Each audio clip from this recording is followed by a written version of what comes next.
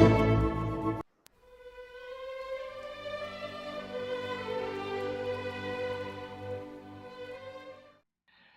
guys, you're welcome to my YouTube channel, Make Them Tech.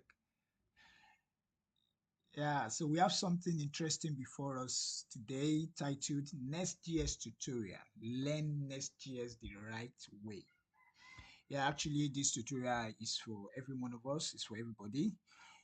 Whether you are just starting out with Nest, or you've learned Nest but you want to get some things right, or you've been writing Spring Boot or C Sharp and the like. So this will actually put you on the right path when it comes to Nest.js. When you're embarking on something, the material in which you use at the beginning of that thing matters a lot. So this tutorial is a comprehensive tutorial that breaks down all that Nest constitutes, and I want to assure you that you are going to enjoy every bit of this tutorial. Now, starting with the first thing on the list is about Nest. So, and for some of us that maybe you've been writing Express or you just want to have a quick understanding of Nest, my previous video talks about moving from Express to Nest.js, a simple introduction to the basics of Nest. So it's also another video tutorial you can lay your hands on, and I'm telling you that you're going to benefit a lot from it. So talking about Nest, you're talking about a robust framework, a framework that is opinionated, talking about modular architecture, is built on Express or Fastify. You can actually set it up to, by default it chooses Express, but you can set it up to use Fastify, and it helps you to build any kind of server-side application.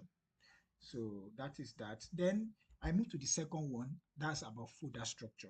Yes, there are two major folder structure that are common today. We have the role-based folder structure. We have the feature-based, or you call it the domain-based folder structure. So next is much more tailored towards feature-based folder structure, where your folders are organized into modules. You have users, you have products, you have payments, you have authentication, and so on. So you are free to keep on adding to it, unlike the popular Express, which is common. I know some people also write Express in that way too, but I think it's actually common out there. When people are writing Express, you have all your controllers in one place, all services in one place, and so on. So, but Nest uses this more feature based, but at some point it also uses the role based. Yeah, you to organize some things. You can also do so. At the end of the day, what I would just say is that we are going to be having a kind of hybrid of it. So, the hybrid of what I'm talking about is what I'm meaning. You have the feature based, you have also the role based. Yeah, coexisting together in the same code base, and it's going to be true. And that's what going to lead us to the third point, which is you having like three folders: common, modules, and shared folder. Then you can put all the specific ones, the specific modules, you put them inside your modules, that is the folder called modules. Then now, I know some of us might be having issue with common and shared. What is common? What is shared? Now, let me start with common. So, common in this case is something that is common to the entire code base.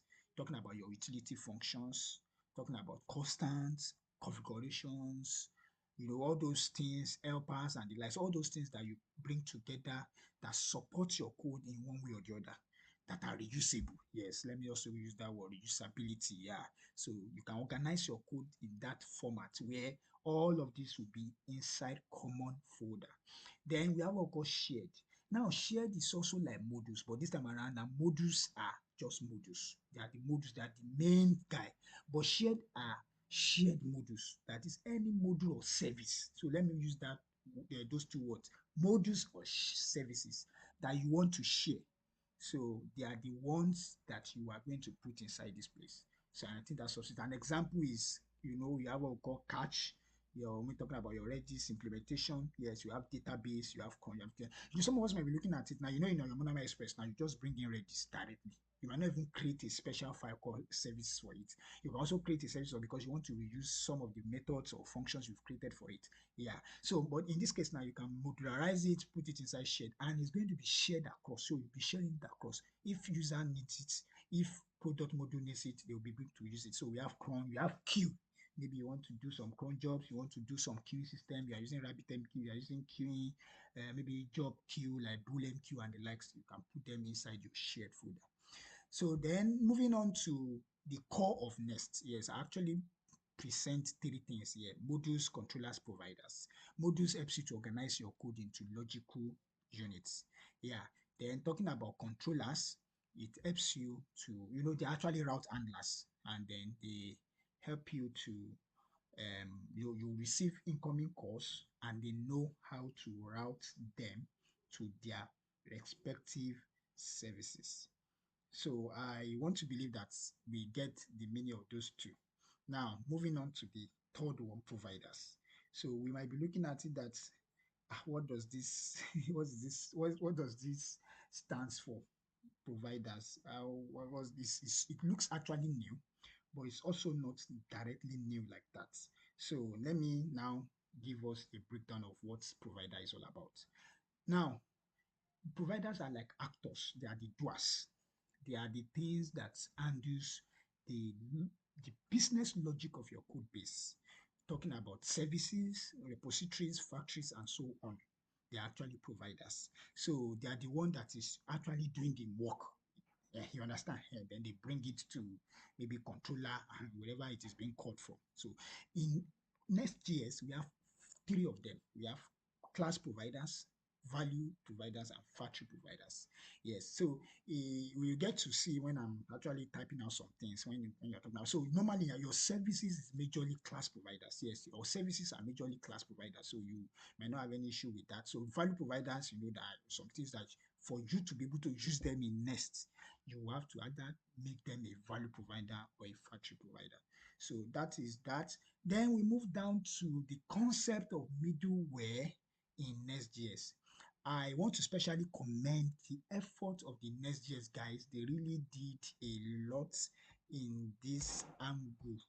I mean this middleware. What we know middleware to be is, yes, it's still the same thing, but there is a whole lot of separation of concern at this point. Yes. In fact, when I started out with Nest.js, I had to take this part very seriously so that I don't mix them up because they are actually middleware. That's it. Middleware, filter, pipe, guard, interceptor. So next splits middleware into five different things. We have middleware, we have exception filter, pipe, guard, and interceptor. So now the question is, what differentiate these five things? One, in our Express JS, for those of us that have been writing Express or for those of us that have been writing middleware and middleware are now being split into this kind of thing, you see that you can basically do anything with your middleware, whether you are talking about error handling, you want to do something before it gets to the controller layer or to the service layer, all those kind of things. Your middleware, just like your chain, more like a chain reaction or more like a something like a factory stuff, like that's what we call middleware pattern, whereby once it happens at this middleware level, it goes to the next middleware, keeps on because there's a next function that the middleware have access to and they can call it. So a middleware is actually what sits between your request and your response cycle. So when a request comes, you can do whatever you want to do with the request and even with the response before it gets back to the person who is demanding for it. So now in Nestjs, the middleware concept still exists as middleware. You can sort out logging, the issue of calls, what else? Maybe compression, you want to compress what you are sending and do all those of the gymnastics. So you can still do them at the level of middleware. And middleware in Nest, it can either be global or local. So you can still make it, you can localize it and put it and make it attached to a particular route. So you can place a middleware in front of you. And actually, the middleware, without doing that, is more like it's not even aware of it because it doesn't have a context. So it only have access to the request and the response object and the next function. Yes. So But you see the rest, they actually have context in next. So the what we call execution context. So now filter is saying I can help you filter whatever that is bad and then return it. So filter will help you handle error and handling of error. So that is filtering for you. So that's what exception for. So like catching exception, filtering exception. So yes, error whether you call it error filtering or you call it exception, but there's always been an argument or something. Exception and error they are very similar, but backend developers with experience knows that okay, there is difference between error and exception. Yeah. So now at the high level, you're talking about exception, and when you implement this separately, anything that happens in your code base will always fall on this. And I mean, anything negative that happens in your code will always fall on exception filter, and then you get them out. Then pipe is saying, now what you are sending to me, we need to verify it. Is it actually correct? Are you sending an email? Are you sending a string or you are sending a number? So all these things are what you get when you set up your pipe. Then talking about guard, guard is saying you have been authenticated, but we need to we need to validate the token you are giving, you are sending. So in that case, that means your guard can verify your token. If you are using JWT, check, has it expired? Is it valid? And then it goes ahead to also even still confirm from the database if you have not been deactivated or you don't have issues, and then you can now proceed. Interceptor on the other hand, then for this guard, we also need to be careful because middleware and guard, some people can still write this same implementation I've just mentioned as a middleware. But if you look at Nestjs documentation, you see it inside guard. It's still there. So, but depending on how you want to do it, but I would suggest that since guard is actually more like like just from the word guard, something that is used to actually verify your your pass that okay you have access to this endpoint, you have access, and because guard even have what we call knows the route you are calling, yes, directly when you set it up, yes, because you can move it around as a decorator in your what's it called, in your controller methods. Yeah. So then talking about and even beyond that, talking about interceptors, we're actually talking about something that can intercept at the point of request and also at the point of response. So interceptors are very, very interesting in the sense that if you want to you want to intercept a call and you want something to happen before it gets to the service level or the controller level, even the DTO, you understand, you can intercept at the level of interceptor. So then you can just say maybe you want to inject something inside, you can do it, or maybe you want to validate if the person is sending this and that, you can still do it there if you want. But best way is to do it at the point of pipe. Then another thing I love about interceptors is, for example, now interceptors now have access to the, for example, now for someone that uses transaction, you can still put something inside it because they have access to the request object. You can still put something in that. All of these things have access to the request object by virtue of what execution context. Now, if you also have a response that you want to modify, you can still do it at the level of interceptor. For example, now you want to return something to the front end and you want it to contain status code, you want it to contain the message that okay, this is successful, or maybe you have what we call response code, whatever. You can also do it at the level of interceptor. And when you make it central in your code base, anytime anything is coming down as a response, the interceptors is always injecting that thing into it. So this adds so much. So in trying to round up this area of middleware for comprehension, I'll just give an analogy of a factory. You have just been employed in a factory and you are a first timer, meaning you are coming to the company to resume for the first time. Now you have your invitation, what we call employment letter. By the time you get to the gate, the gate man, let's just say the gate man, or we call say the guard at the gate, we open the gate for you. That is middleware stuff. So that is the middleware level. And at that point, the person will document the time you are entering. So like in your middleware, you can do what we call a logger middleware that logs anything that is coming in. At that point, when any request is coming in and when any request is going out, I mean, response is also always logging in. So that's it. Then the middleware, like I talked about cores, there's what we call helmet too. There's an helmet library to it. So let's say maybe at that point you need to wear your helmet before you enter into the factory and some other stuff like that. So at that point, you can do one or two things. Then by the time you are proceeding, Now, exception filter, now let's say there are alarms everywhere. The moment there's an error or there's an issue in the factory, an alarm is sounded. Another thing is that if you want to use the word filtering, when you talk of filtering, just like you have a sieve and you have something that is going through it, then the impurities will stay on top of that sieve and then you can take them away. It's just like when you have your net around your window in the factory, nothing can enter. Anything that is bigger than the hole of that net cannot enter. So it means that you will be able to sieve the right thing inside and then you filter the wrong things out. So let's say that's what we have. Then for pipe now, pipe is saying, now let's say you've proceeded and you are moving towards the factory main building, and then along the line there are some checks. Now that's pipe whereby you, okay, do you have your passport with you?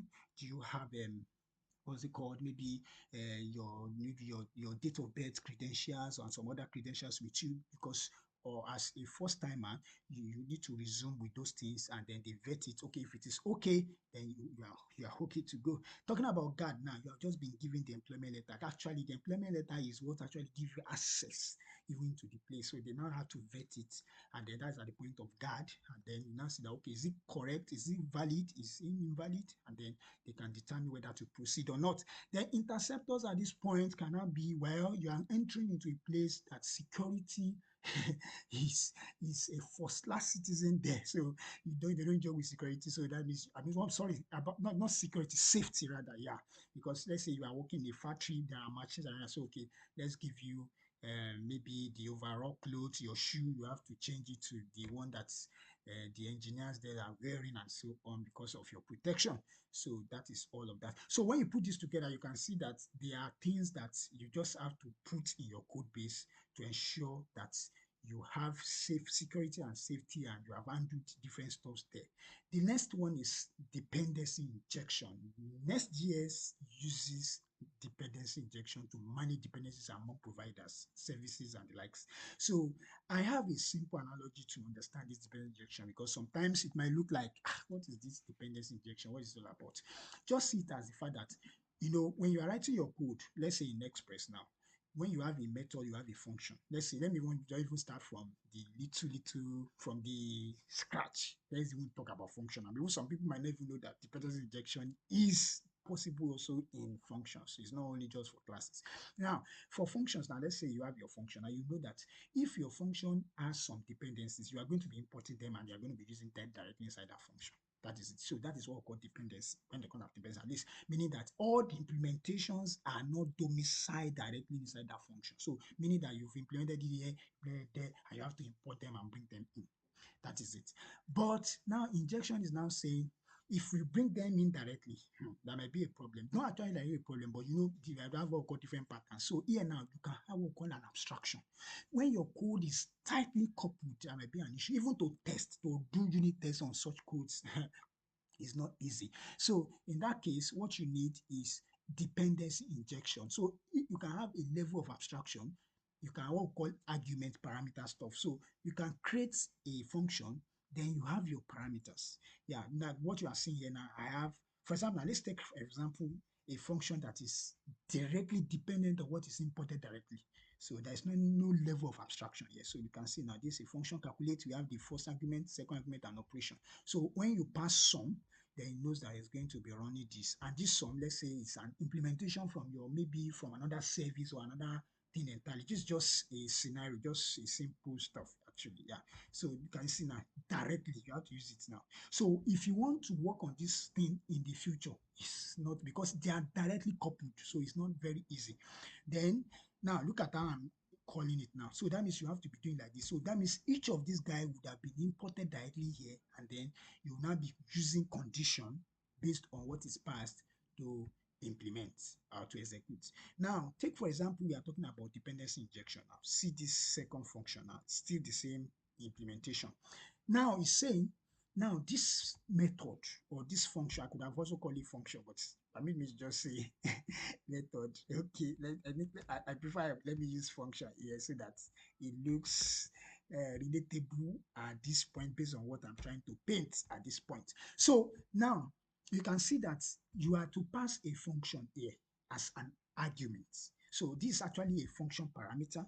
This is a num2, num1. So by the time you pass it, I'm now going to, so it's now looking more like a callback here for those of us that are used to functions, FP, function programming and the likes. Yeah. So, but this is actually a way to mimic or to execute what we call dependency, not even mimic. This is even all what dependency injection is all about, because not this thing is not directly dependent on what I'm importing directly. So what I just need to do at the point of initiating this function, I will now pass the function that I want that should be used to execute these numbers. So that is it. So that's it. So that means I am injecting it. So dependency injection is that at the point of invocation, at the point of initialization, you are actually passing the what the dependency to it. So that is what there is something they call in the solid principle, they call it dependency inversion, whereby dependency for that particular class or method should be inward instead of looking outward. Sure, you understand? So we are trying to invert it now. Things are like, let it be inward instead of outward. So that means there's a level of abstraction inside that whenever you are initiating, you just pass that thing and that's all. And when you want to test now, so if you want to write your unit test now, it makes it easy. And then when you want to switch things, it makes it easy. When you want to tamper with the code to do some manipulation, maybe you want to do this and that now, because it's not tightly coupled now, you will not easily break things. So that is it. So now let me go to what you even be meeting in Nest. So this is just normal class implementation. I always want to say this at this point. In JavaScript, everybody knows that class is actually a syntactic sugar.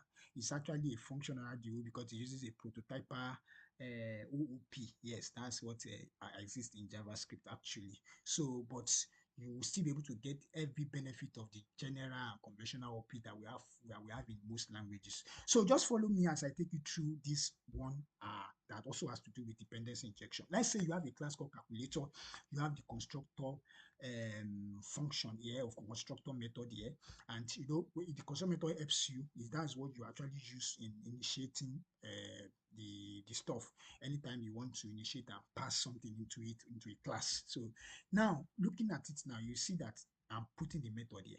So then I'm doing this now. In TypeScript, you might not really need to do all of this. You can just do this and it will automatically do this line 42 for you.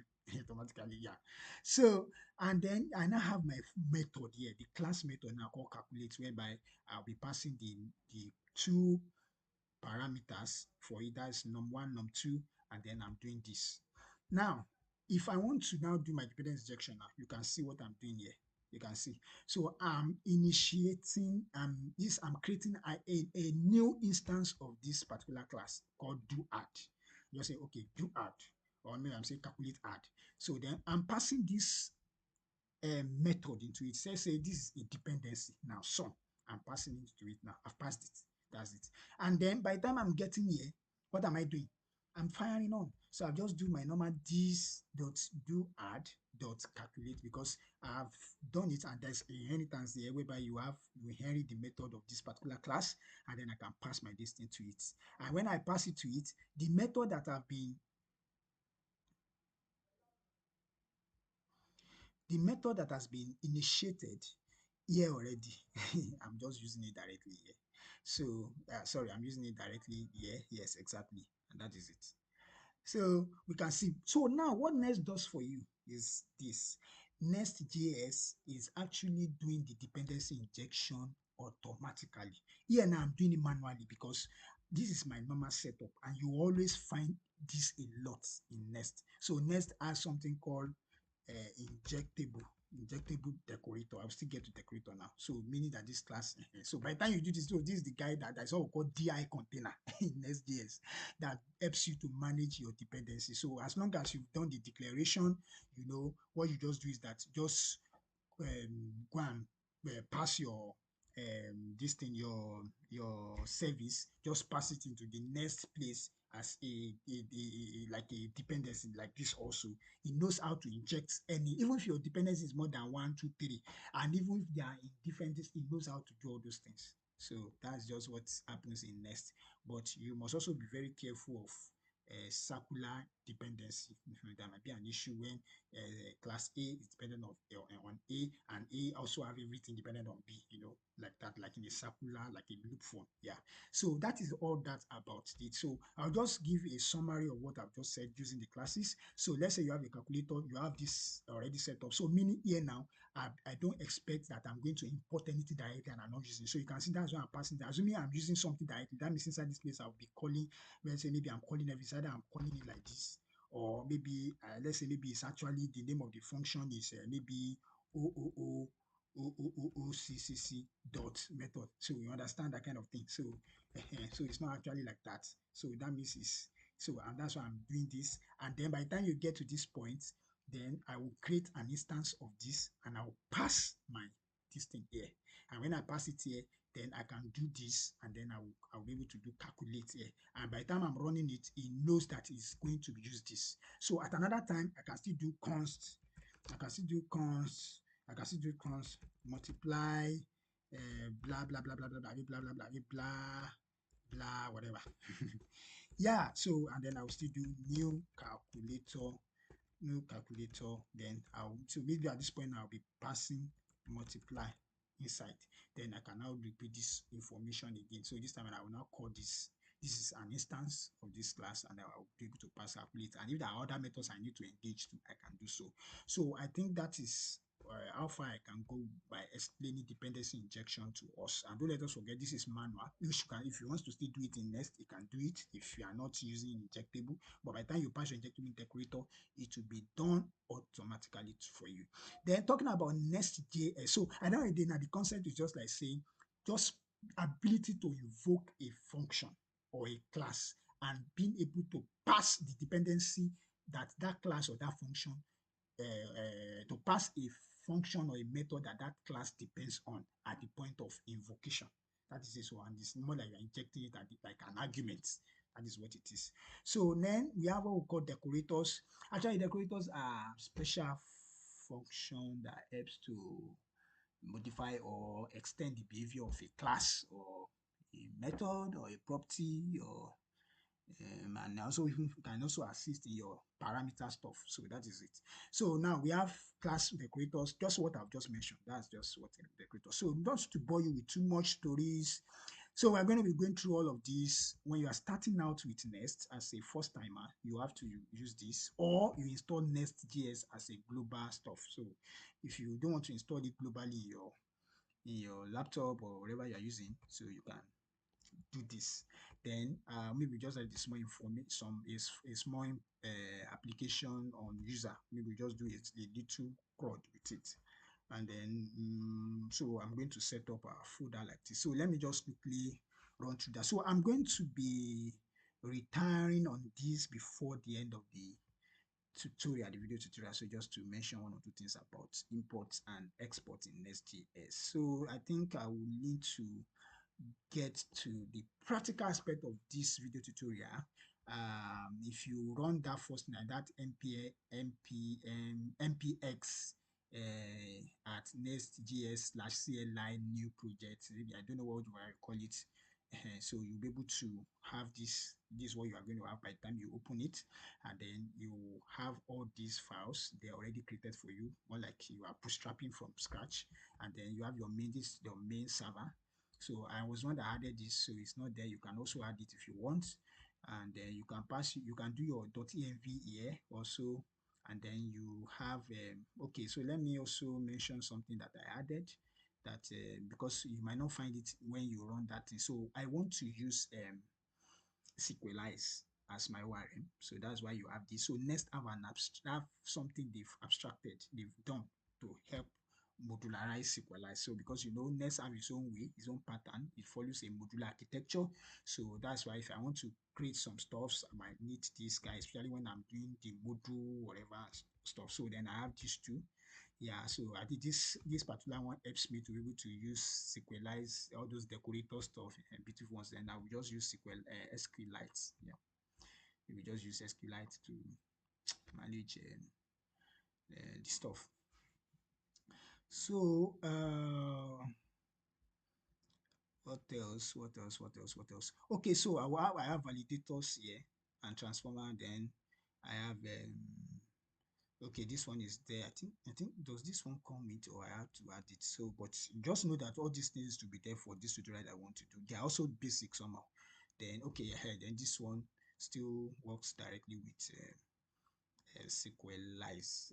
With sorry, with this class validator and transformer. Okay, so don't let me bore you too much on those all those guys. You can always check it out or even Google them. So we have services, we have controllers. So I refer to this as the grandparents of your application. Almost all what you are doing is going to be registered here. Yeah. So even the middleware I talked about, you also do it here if you are localizing. Okay, so without too much ado, we'll create the three folder I mentioned now. So we have what we call common. Then the next one is shared, and then I will create the last one as the module. Then we start putting something inside it. So that we will not waste too much time. So I will just some of the things I've done before, I will be putting them here, and then I will just give some commentary, some a few explanations on them, some small explanation on them. So do we start with okay, let me also create the .env file here so that I do not forget. Where do we start from? Do we start? Okay, let's start from common. So from common, so let me go to my other video. Okay, so yeah. Okay, so we have so okay, let me just copy this guy. I'll just copy, and then I will paste in this place, and then from there I will be able to explain, paste. Okay, so now these are your configurations. You can see this one. So I don't think we need all this, but you get the gist. So you get to document your stuff here. Yeah, and then this is the config module. Then see what I'm doing here. I'm calling it configs instead of config because there is already a config module that exists in Node. Sorry, in Nest. So it's also part of what is in this place. Okay, I think even yeah, okay, I think even mentioned it. So this is it. So the other one, so the other thing you need to know here is that okay, just configure it like this. Like I said, you see that there is config here for root. Then I'm saying you should load this my configuration. This my configuration is actually coming from here. And then from here now, I'll be able to use the config module in Nest. So, some people still go ahead to be passing process.env or whatever in their code.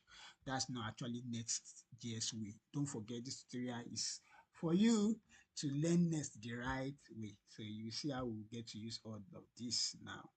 Then another thing that we need is decorator. Let's see.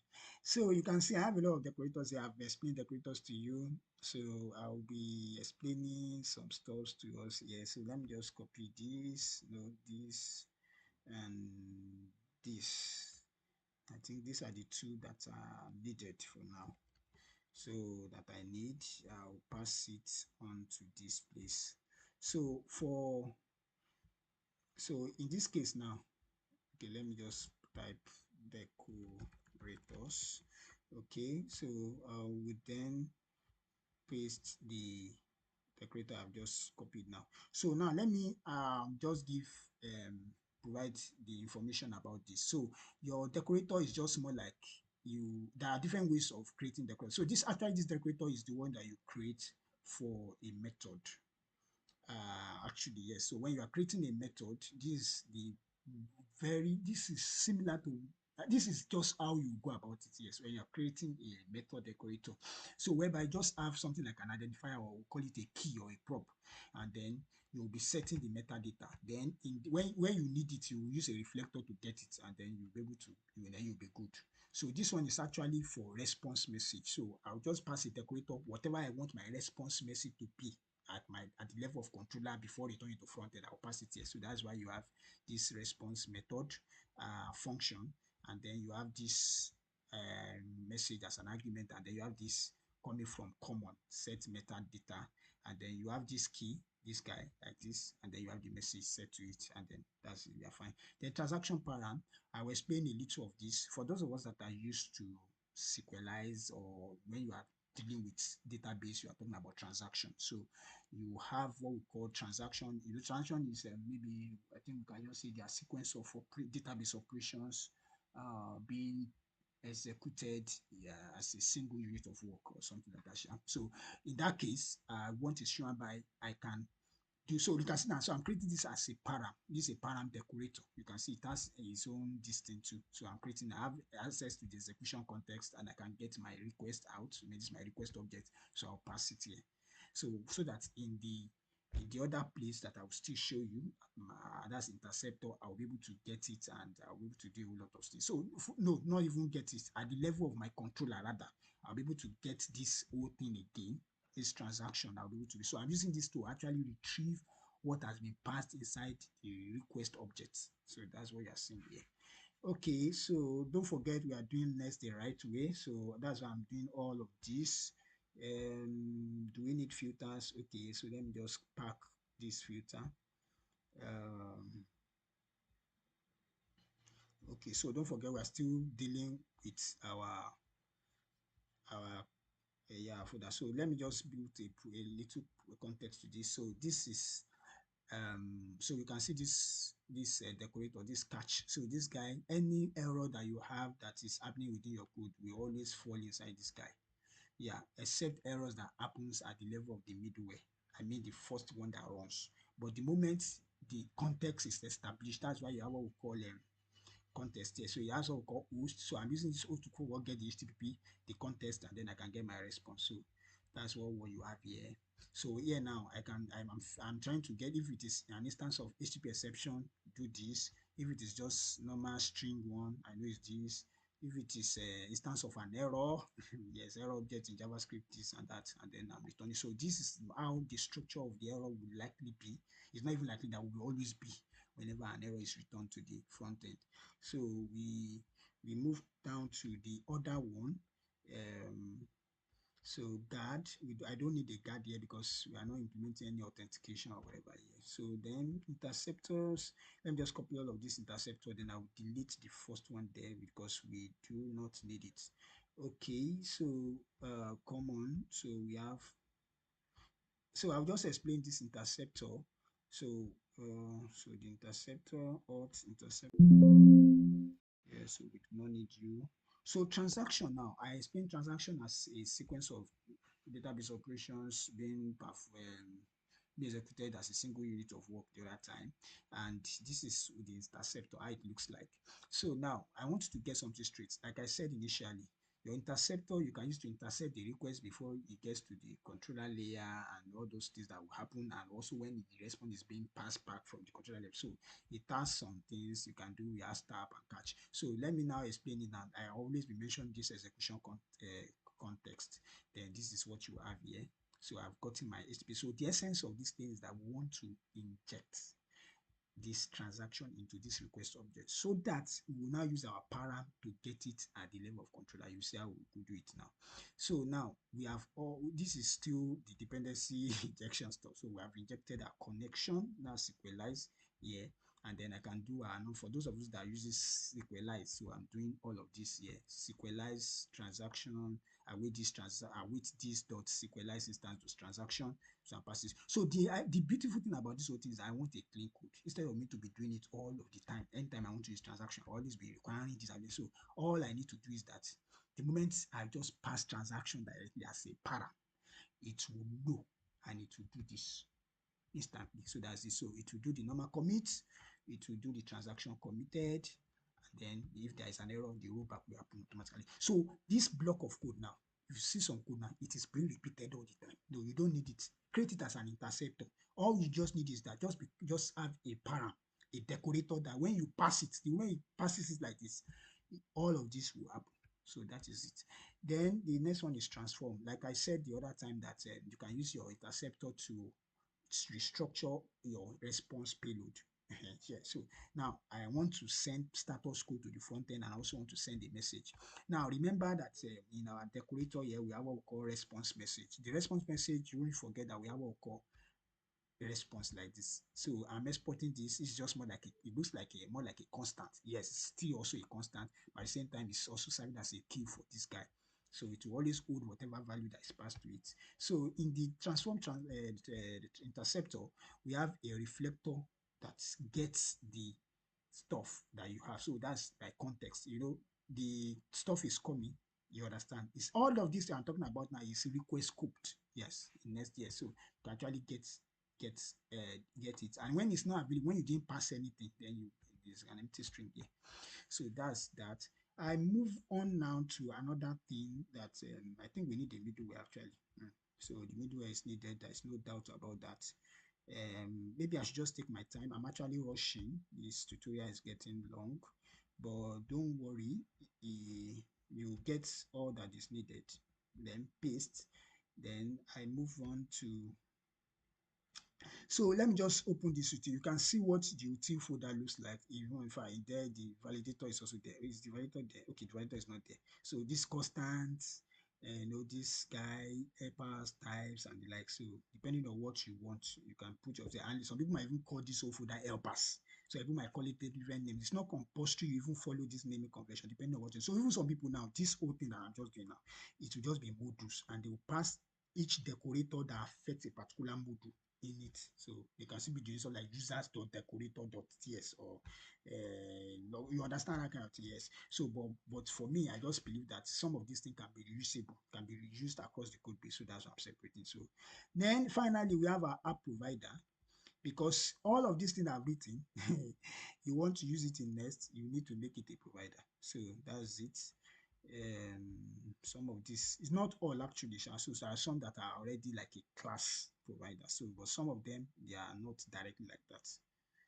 Yeah, yes. So, yes. So I do not need this guy. So you can see now. Now look at an example. These are class providers. Look at the value provider. So this is your how you set up your file. You see that out of all that I've explained now, we have this is a middleware, this is a middleware, this is a middleware. You will see that this guy is not there. Pipe is not there. Then guard is not here. No, I said we are not doing any authentication stuff here. So for pipe now, I do not need. So I can just do my pipe. I can just do my provider directly now. So there is a value, a class here. You understand? Just like a class here that can initiate as and use as a value here now. Then whitelisting is saying that anything that is not, there is something called data transfer object. I will demonstrate it shortly. So if I declare my DTO and I say, okay, I want to accept name and age, and somebody now decide to send gender along with it, and it's not in my DTO, because I've already set this up now, it will not be passed down by the time the class is by the time the object is being transferred down to the controller to the service, it will not be passed because I'm dealing with whitelist. Anything that I've whitelisted, that's what should be allowed. Then transform is saying maybe you have those string to number to string, all those boolean stuff. That's what it does. For example, now your query will always send when you are passing your query, normal query when you are doing a query string, yeah. It comes like a string. So your transform can help you. It knows how to spot the numbers there and do it. Then this implicit conversion is yes, still on that boolean stuff. Yeah, all those help you to do the implicit conversion directly. So that's what all these guys. So what they do. So what else do I need to put again that I should not forget? So I think that is that.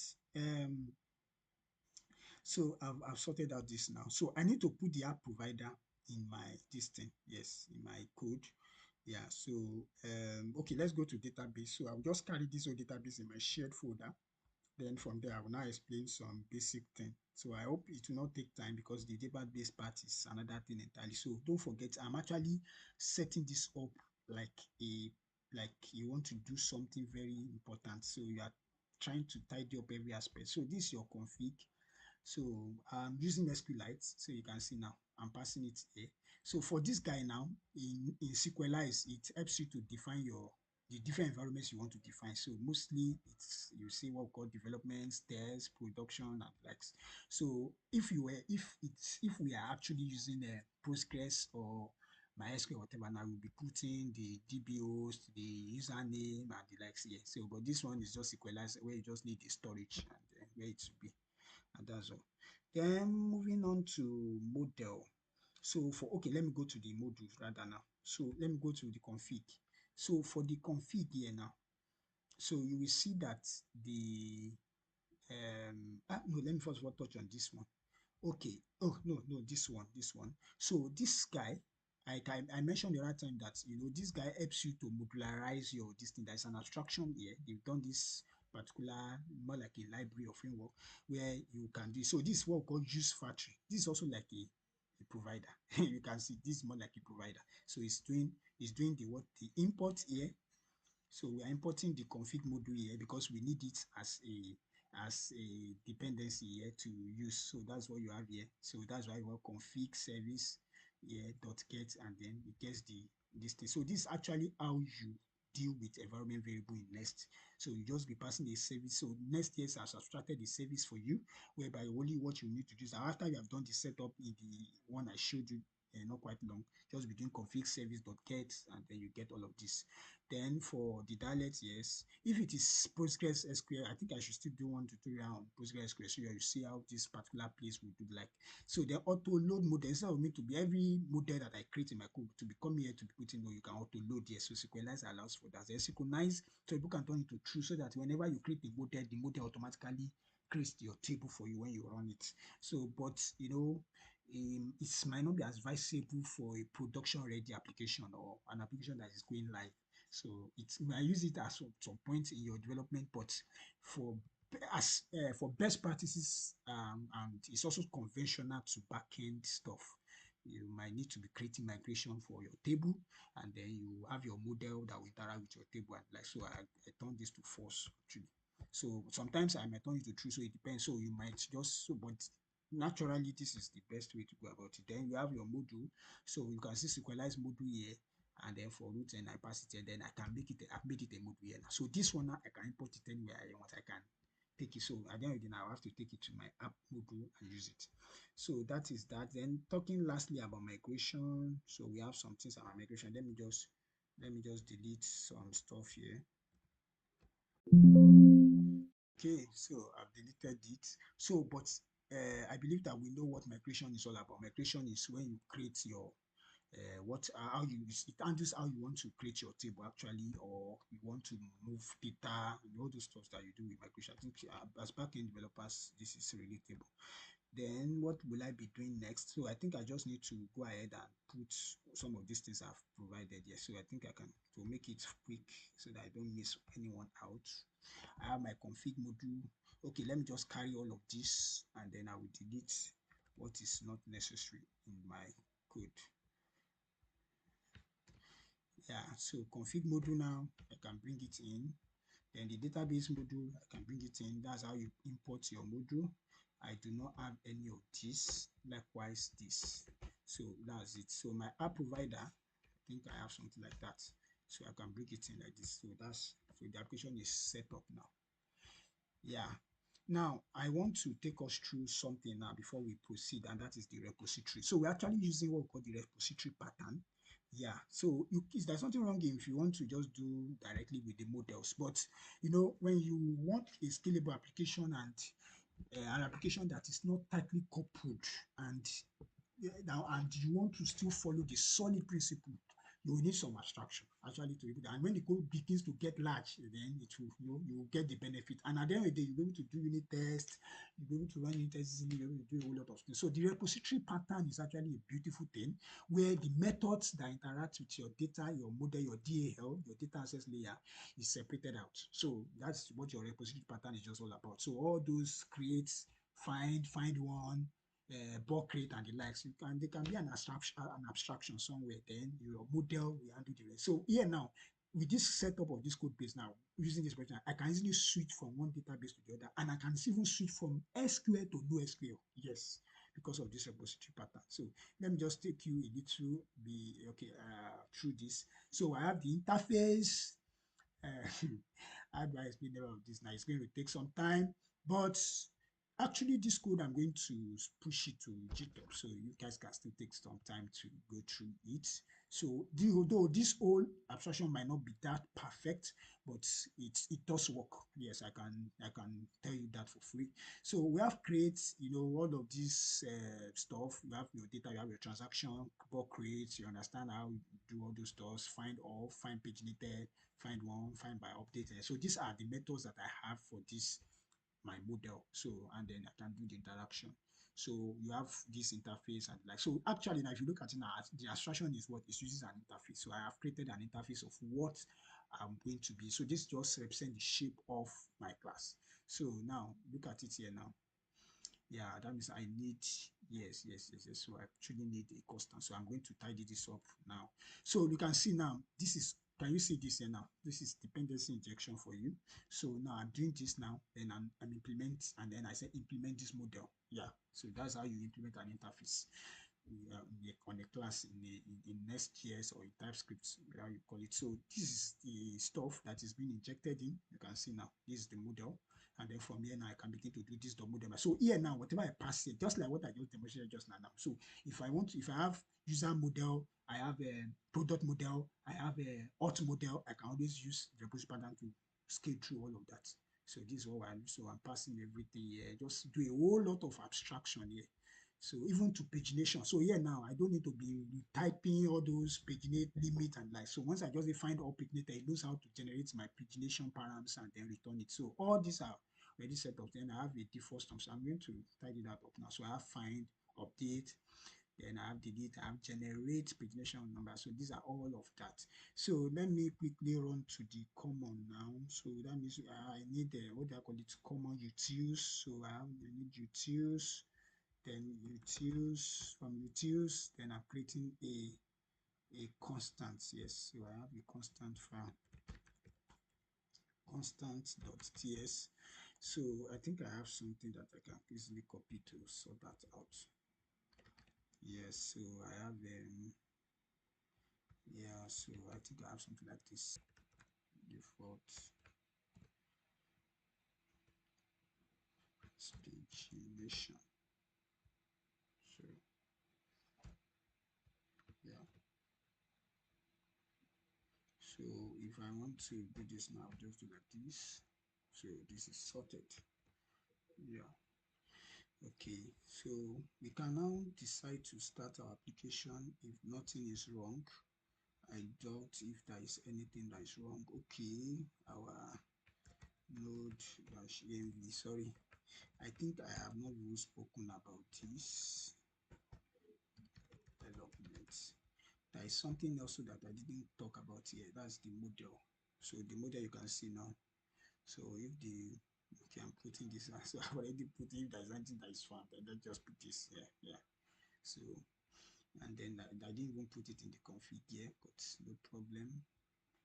DB storage. So this is the ports. Okay, so I can still pass so-called the node env, but actually I'm not even using it. So I'm using progress.env at that level because of SQLize. To actually use this thing there is very hard. So that's why you are seeing this. You are still seeing that. So, but in my normal Nest.js stuff, you will not see that there.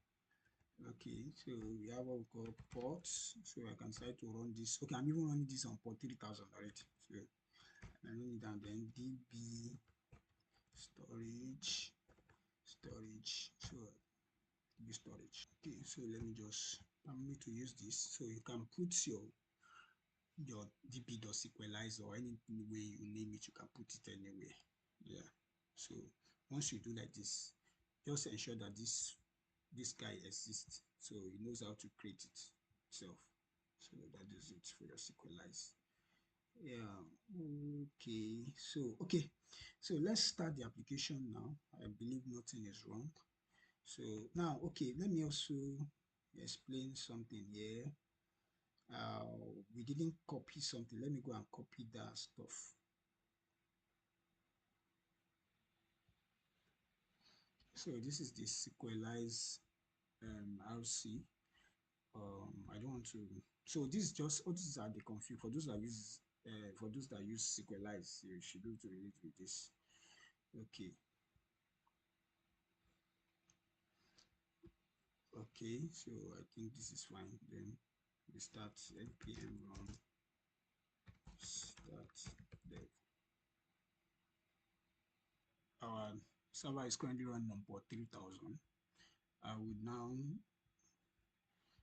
okay, so yeah, so I copy this and this is where I've pasted it. So this to run migration actually. Yeah, so what we need to do now is we can actually test. Let me go, where's Thunder client?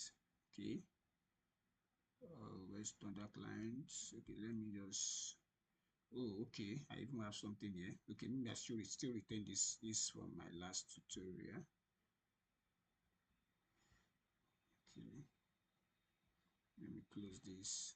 So if I do this now, we are expecting it to give us, yeah. So now some of us might be wondering, you can see now that the interceptor we did actually worked. That's why you're having this structure. Yeah, so that's it. Otherwise, it would have just be this that would have been returned. But now it's returning this.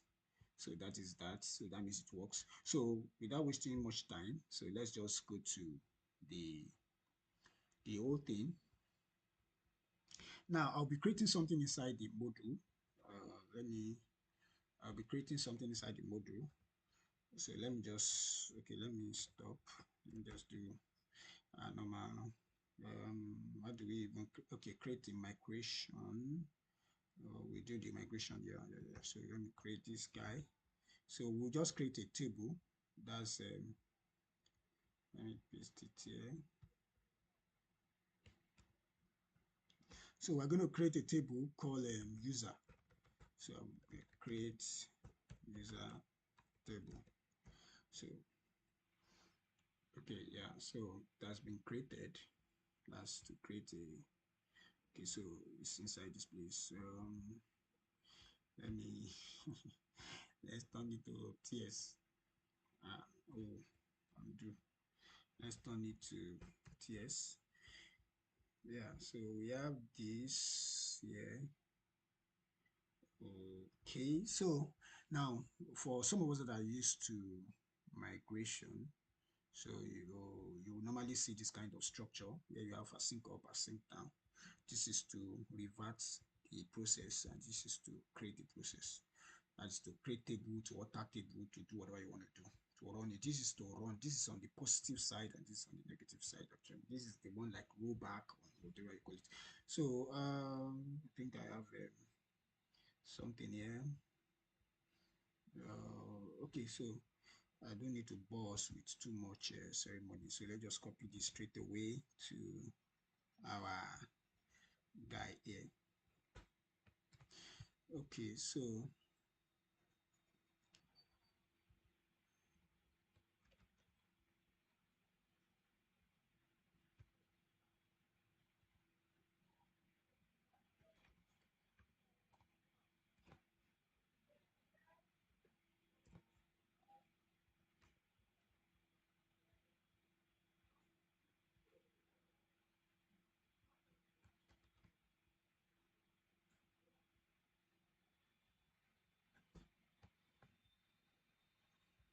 okay, so now I want to put the tables, the columns.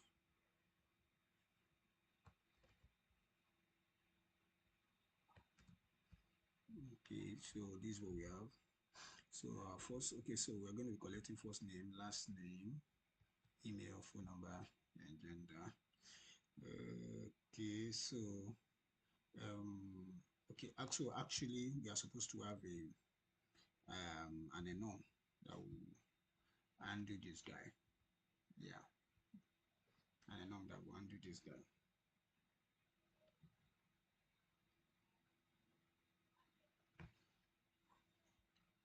Okay, so I'll still leave it the way it is, and then I'll go ahead and create the, so just don't worry, I will create the guy now. So that's our npx nest resource, and that is user.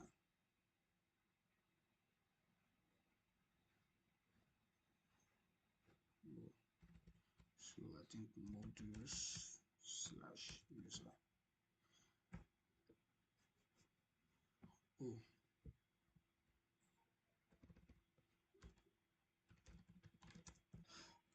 So at this point, you select REST API.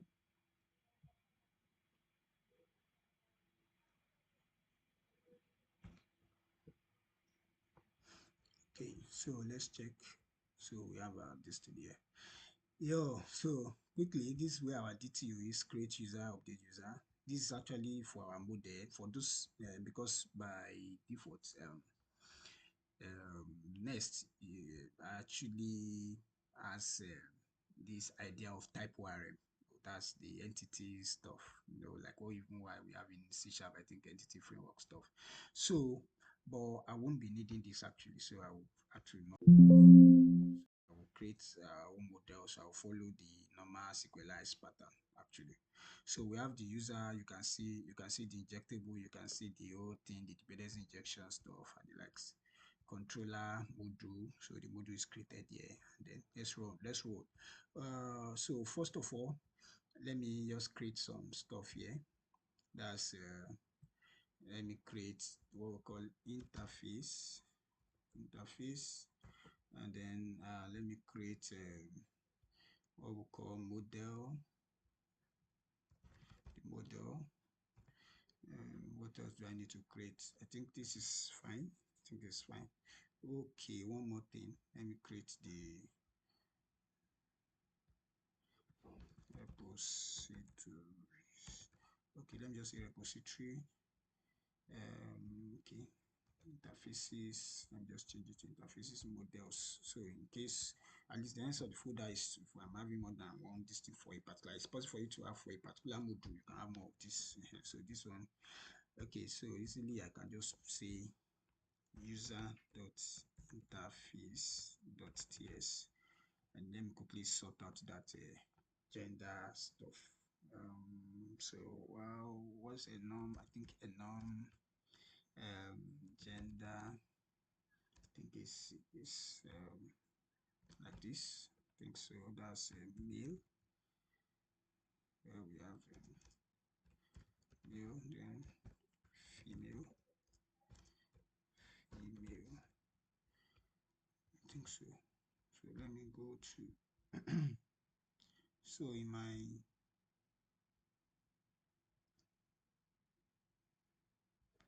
migration now. Okay, yeah. Yes. So it's fine. No, I'm coming. How do I know it's fine?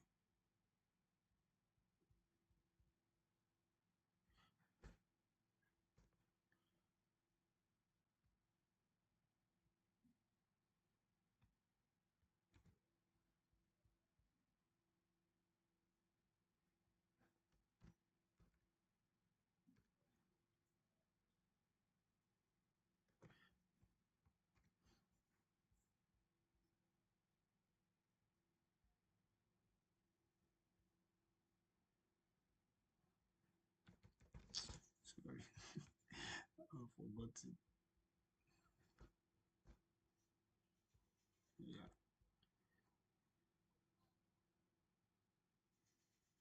yeah. Okay, so this is the okay. So now I want to create my model. So I have something called let me just say user.model.ts. So that's what I have here. Okay, so to make it easy for me, let me see. I think I have one thing, not the other here. Okay, okay, okay. So let me just copy this guy so I can paste it here and then change the name. So this is going to be user. So this is going to be user model then true. So now let me just quickly mention this. In my migration, I'm using snake case here. First name, you can see first name, last name, email, phone number. So that is conventional to SQL based databases. So you might also want to follow the convention, but if you want to be doing all those kind of things, there might be some issues you have, and you have to be catering for them specially. So all those using string and the like. So sometimes I just follow this, but whenever I'm retrieving from it, I'm already catering to that. That is where I get to use the underscore true here, and then I'm also freezing the name. I don't want the name to be changed. So here now I will be able to use my camel case. Yeah, my camel case rather. So let me put user model.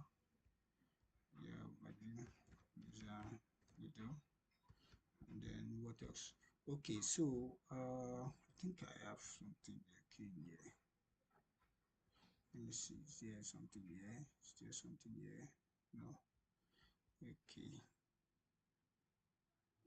Okay, so let me just model accordingly. So this is first name. Okay, first name.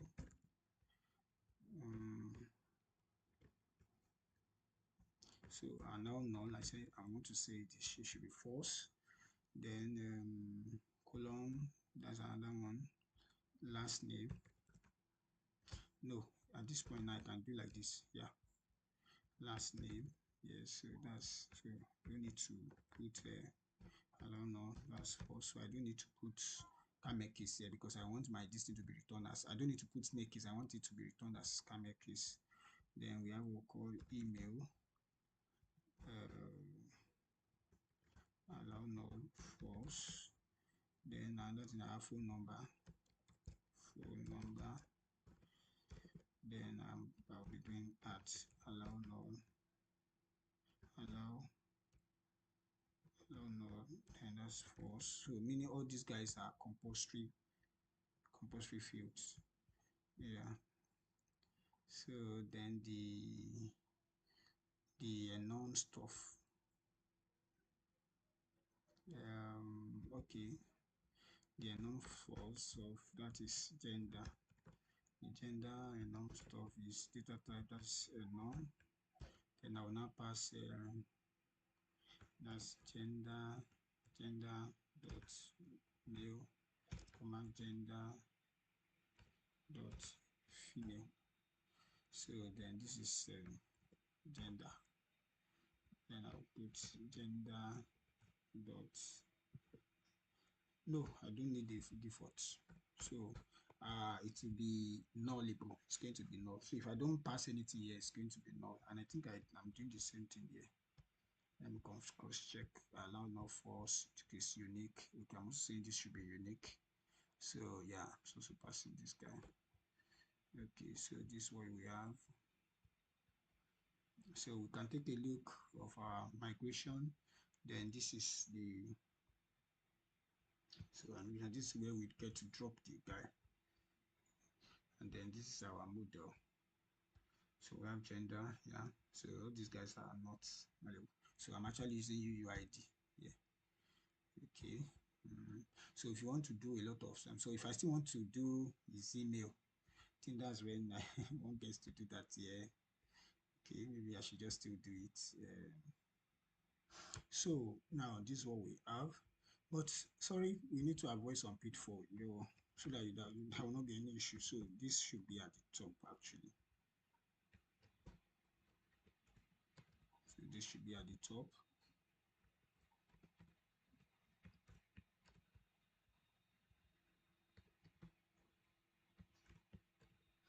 So then I can put my those at is email, then at unique. I think that's it. You can also do that for this guy. Okay.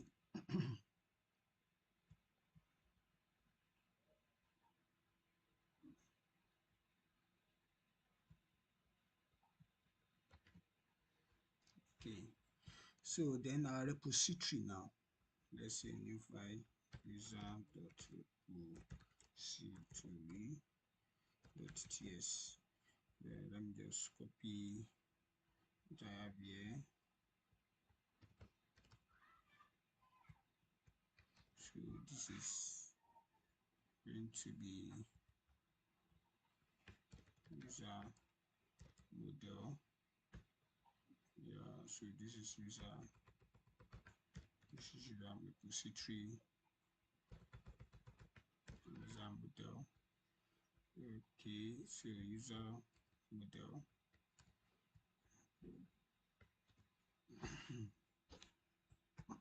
Okay, so we now go to our services. So we can now say we are creating. So I can bring in my constructor.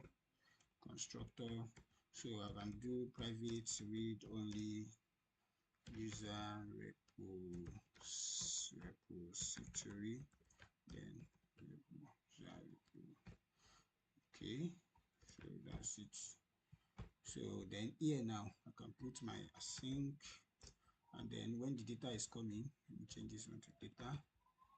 Then I will do yes, I don't think, okay, because I want to say, okay, const user is equal to this dot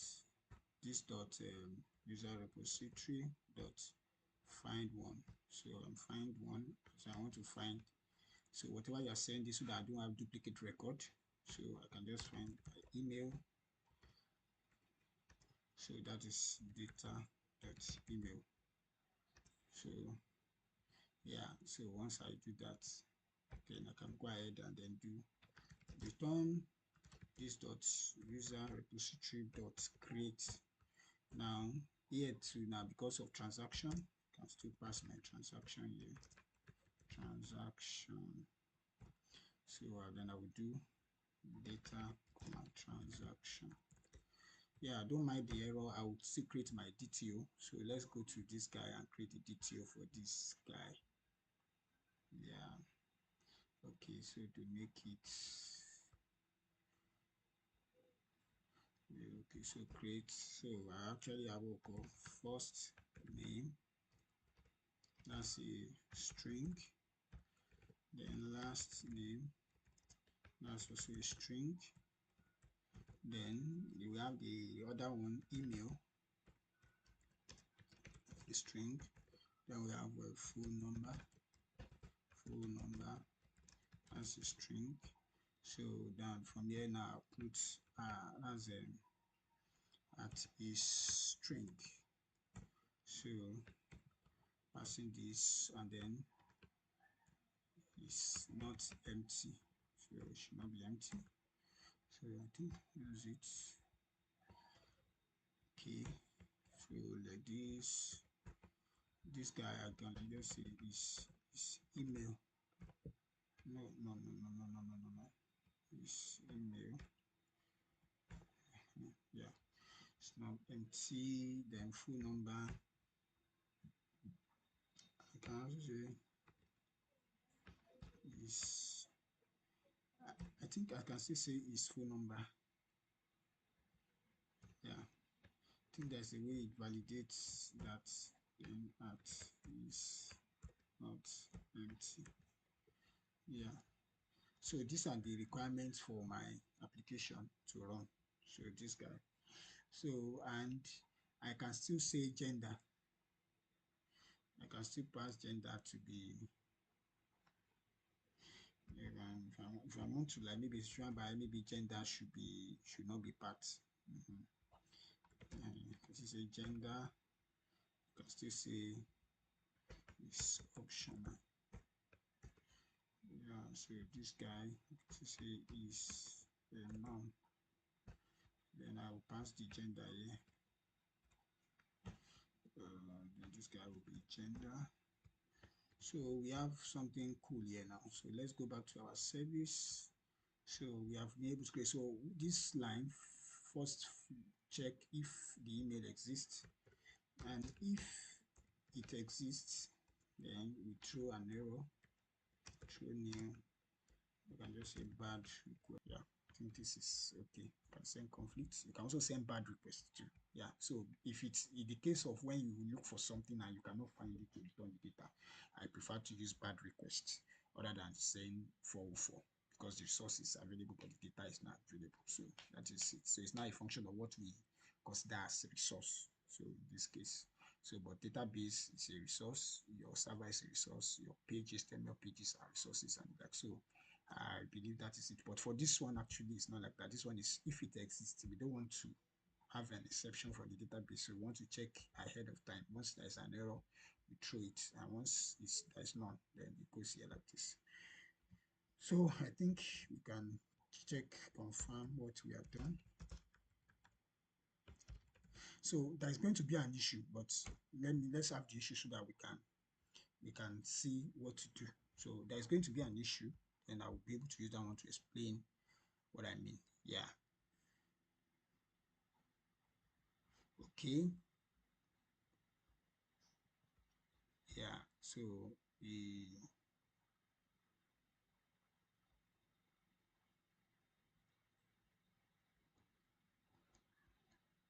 okay, so now this is now control, but there's still going to be another issue. Yeah. Okay, so now this brings us to that I've not even attended to the controller. So we have what we call add transaction param. Yeah, so this guy. So this guy, so there's going to be what we call transaction. It's going to transaction. Then so you can see how simple it is. So I've just passed it here like this. So simple, very easy to roll with. So this is it. Yeah, so body, that body, yes, create user DTO. We've done that, we sorted that out. So this is it. Yeah. Yes, so this is the kind of error I'm expecting. Yeah. So you can see now. You can see that the exception handler directly is even throwing this. That is the next one. So, but you know, this is not like directly, so it will throw this error, and then we already know what this error is. So that means this every dependency that you have needs to be declared in your as a provider. I mean, you know, you have a provider, you have user service, and you have already one here. You have one here. So this guy here. So user repository is not declared, so you have to go and declare inside your user module. So that's it. So look at it now. User repository. So that's one of the things that will help you. So you can see then again, so it is running now. I want to also say that because we used the inbuilt command of Nest to create the user module, so it will automatically be registered there. You can see it's there. You can see it was not here before, it's here now. Yeah. So we have it here now. So let's go to our local host. We go to Thunder client. Okay, Thunder client is here now. So now, yes, post. So we have this now. So let me post, let me close this now. So now, yeah, we have a name here already. So we have name. Let me change this to first name. First name. Then we have what we call last name. So Richard Mark. So gender is not compulsory. So we are passing email. Yeah, so the email. So the email, let's say I'm putting the email here so that you can see the kind of error that will be given. So then the phone number. So this phone number, that is 234.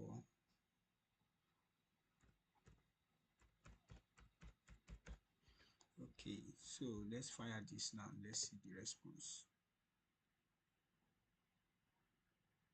Oh, yeah.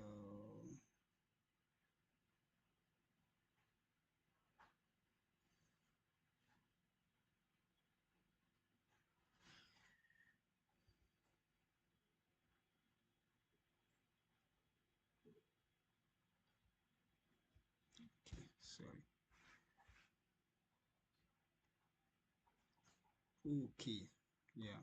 So let me quickly go and tidy that up.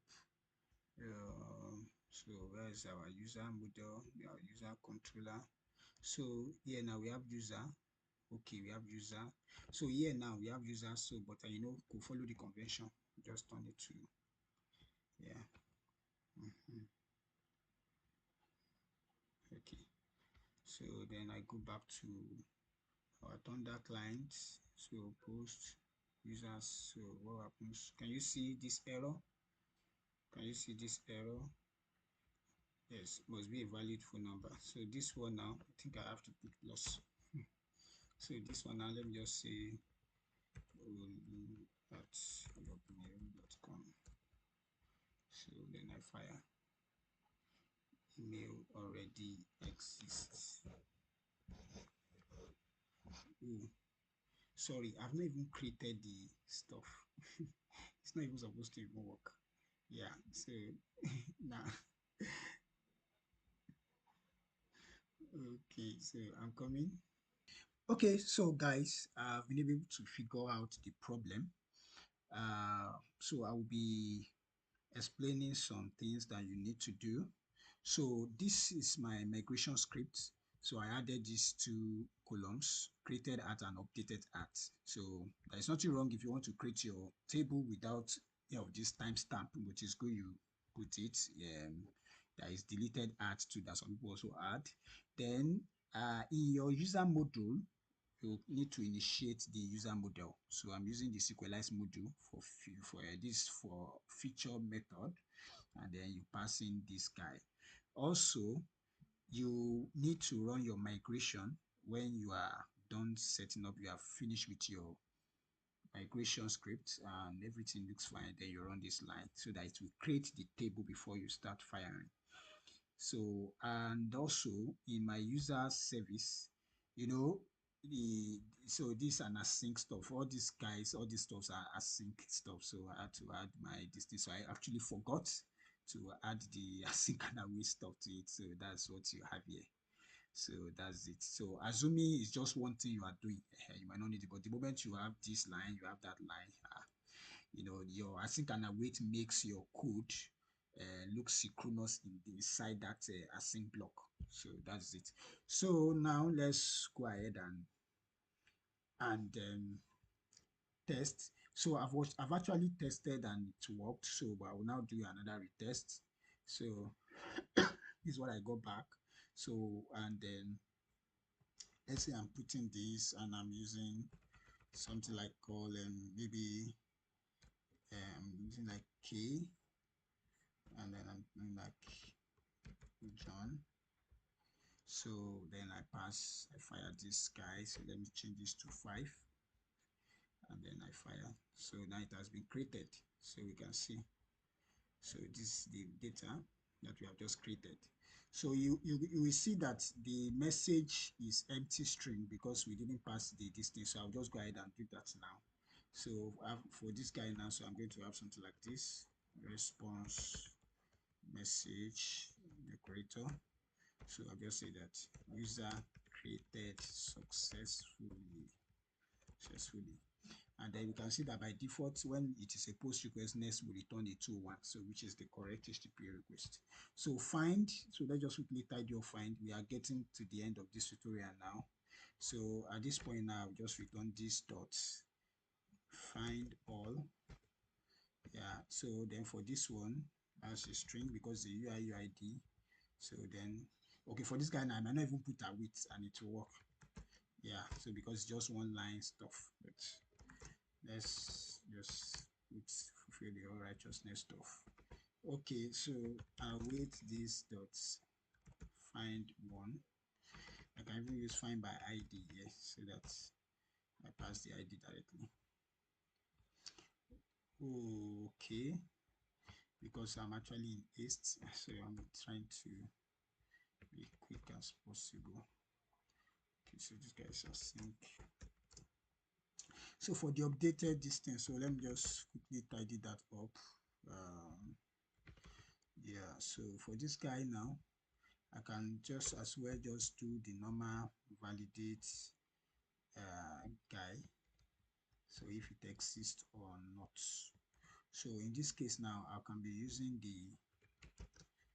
so I can use the ID. So in this case now, I don't even need this guy. So I just pass the ID. Or in fact, this is even what I'm supposed to pass. Just pass this guy.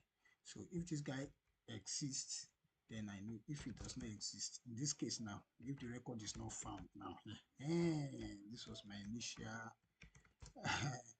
my initial argument. So I can do my bad request. We will do the 404 exception. So whatever that you want, so you can. Okay,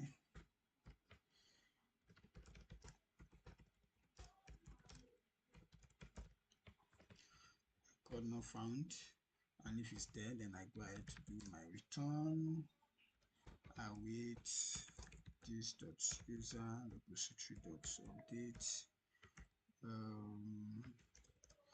That's the ID. Then I pass. So I've actually, because of my repository, normally if you are using the normal model now, you need to what you want to update is what will come first before the. So okay, so what I'm going to um okay, so I have to go and do something here. I just have to do something here because it's yeah, so I have to do something here. So then that is data. Then I can pass my transaction. Transaction. So then I do my what transaction. So you can see that it's easy to just do this when you are doing transaction in SQLize.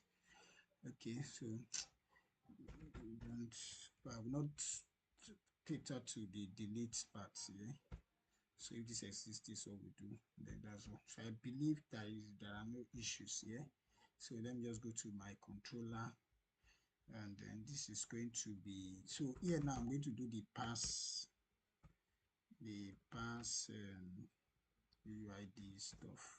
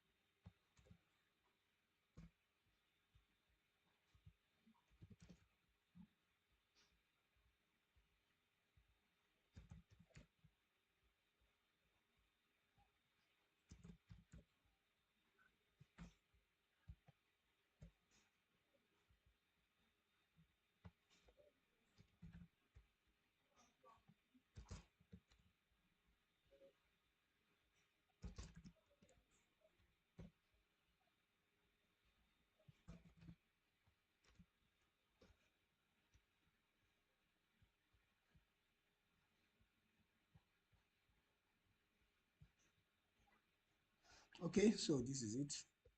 We have it. So this is the validator. So for this guy, and then we have this, and then we pass it across. But there is something I want to actually tidy up here. So okay, so I need to just do something like this for our stuff.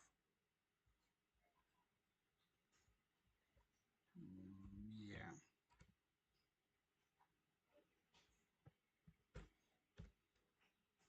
So this email is unique and same as phone number. So they should, so you can't change them. So it will be part of what should be. So you can update the first name, last name, and then your gender. Yeah. So I think that's that. And also this email thing, that might be an issue if the person is passing capital letter. Yeah. So let me just look for a way of tidying that up.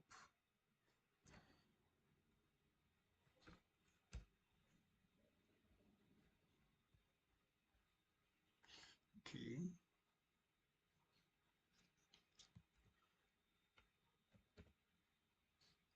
Okay, so now I can now update the stuff now. So let me just create new request. So the same thing, new request. So we have what we call patch, and then the body. So basically,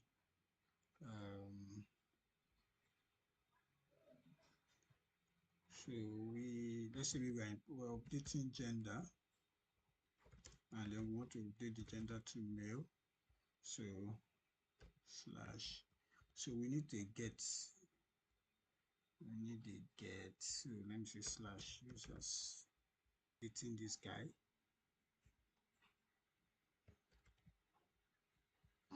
So I can where's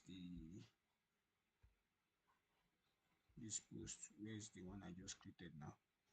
Oh,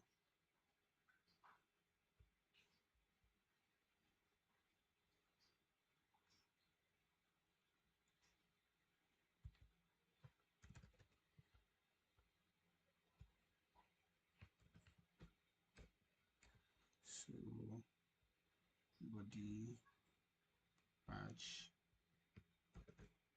So let's see gender. So that's male, and then I fire.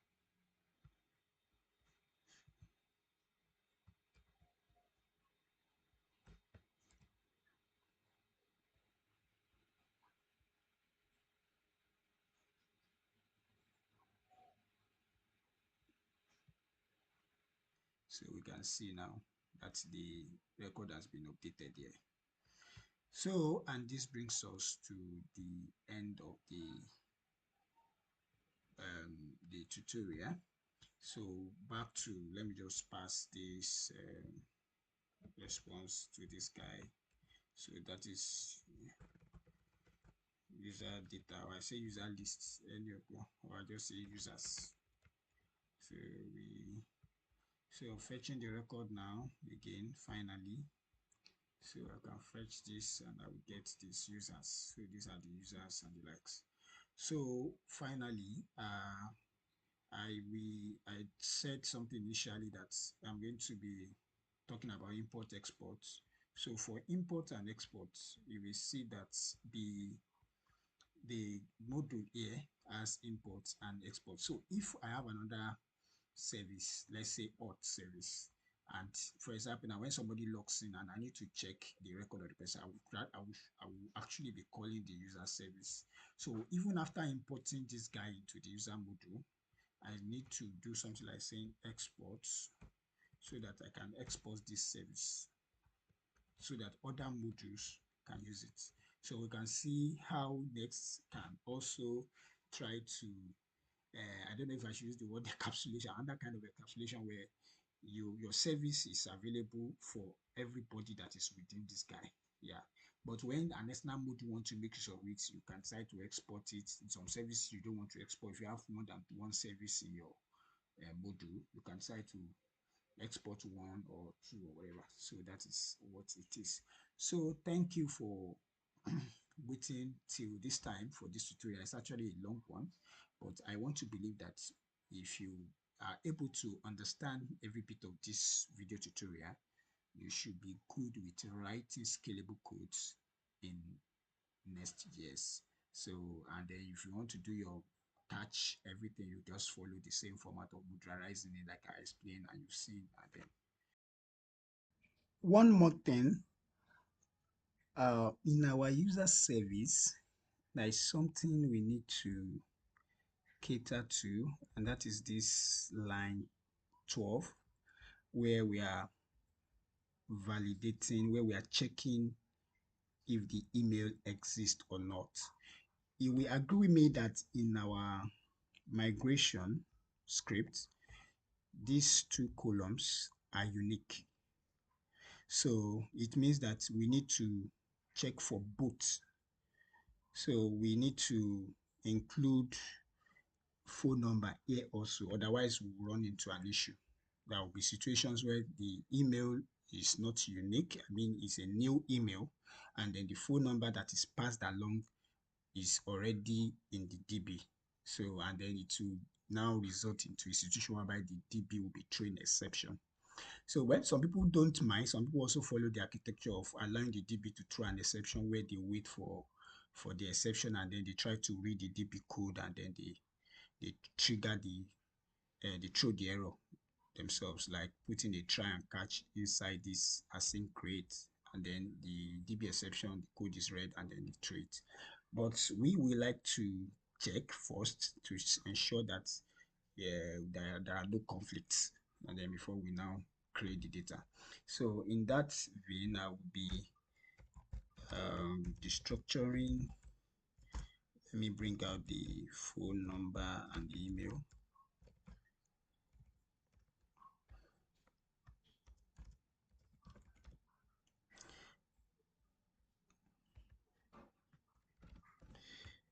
So we have an operator that we can use to sort that out, and that's the OR operator in SQLize.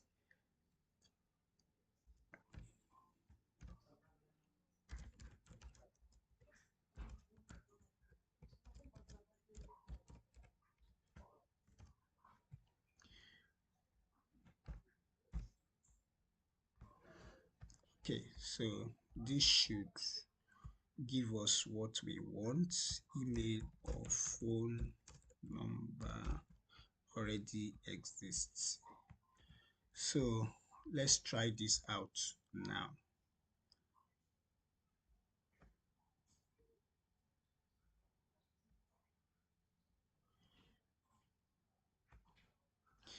Okay, so uh, let me just fire this first. Okay, email or phone number already exists, and let's say I'm putting this, so we do not have this kind of email, so the phone number exists, so that's the case of phone number. So let me make this 5 Abi, so I'm going to change it to it. I'll change it back to 5, so that means it says there. So let me just change it to this. So this should, let me just see.